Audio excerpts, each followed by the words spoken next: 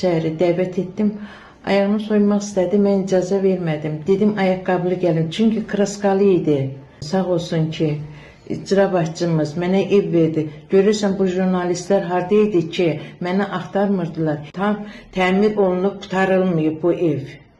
Ona görə icazə vermədim, ayağını soyunub girsin içəri. Ayaqqabılı dəvət. Çünki özüm də ayaqqabılı girmişdim. Mən özüm dəvət etmişdim Mingəçevir icra başçısını evimə ayaqqabı ilə girsin dedi şəhid anası. Normaldır. Biz də görürsünüz ki, kimsə olanda deyirik, eybi yoxdur. Ayaqqabı ilə keç. Əslində ürəyimizdə də deyirik ki, mədəniyyətli olsun, onsuz ayaqqabı ilə keçməyəcəyiz. Mingəçevirin icra başçısını şəxsən tanımıram, etdiyi işlərdən də xəbərim yoxdur. Amma ki, şəhidimiz Əli Rızayevin anası Kamilə xanım söylədi ki, ona ev verib, ona dəstək verib və o övladının şəkillərini vuracağı artıq bir divara malikdir. Buna görə də onun qapısını açmayan jurnalistlər və ümumiyyətlə ona baş çəkməyən jurnalistlər bu mövzuda danışa bilməzlər. Baxın, bizim ən böyük problemimiz bundan ibarətdir.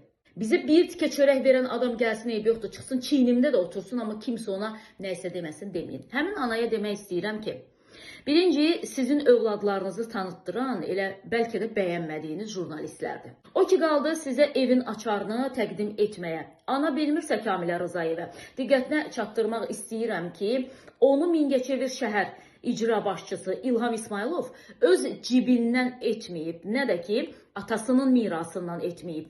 Dövlətin ayırdığı pullardır ki, bütün şəhid ailələri evlə təmin olunmalıdır və bu, Cənab Prezident İlham Əliyevin şəhid ailələrinə göstərdiyi yüksək qayğıdır, yüksək diqqətdir və onun göstərişidir ki, bütün şəhid ailələri evlə təmin olunmalıdır. Cənab Prezident İlham Əliyevin qızları bizim bir neçə şəhid ailəsinin evində olublar. Ən son gəldikləri evlərdən biri də şəhid generalımız Polad Həşimovun evi oldu. Orada hər kəs ayağını soyundu, içəri daxil oldu. Amma Sumqayıt şəhərindən seçilən deputat Hicran xanım Hüseynova ayaqqabını soyunmağa məsləhət bilmədi. Şəhidin evinə ayaqqabı ilə girmək olmaz. Sadəcə ananı məcbur eləyiblər bu barədə video çəksin. Amma çox utanc verici bir videodur. Bilirsiniz nəyi xatırlatdı bu? O icra başçısı Mir Salih bəy dediyi, mənim plaşım 350 manatdır, mən 3 il bundan əvvəl almışam. Eynən həmin məsələyə oxşadı. Siz susub dayansaydınız daha hörmətli görünərdiniz. Nəinki hər şeyə reaksiya verməyiniz. Yəni bir icra başçısı 350 manatlıq plaş geyinir, həm də 3 illik geyinir. Yəni çox gülməli idi də əslində. Amma ki bunu dedi də icra başçısı getdi. İndi bu icra başçısı da öz adamlarını, vəzir vəkillərini göndərir ki, gelin şəhidin anası ilə danışın və o belə bir video çəksin ki, o özü məndən xahiş edib ki, sən Allah ayağı soyuma ayaqqabı ilə keç.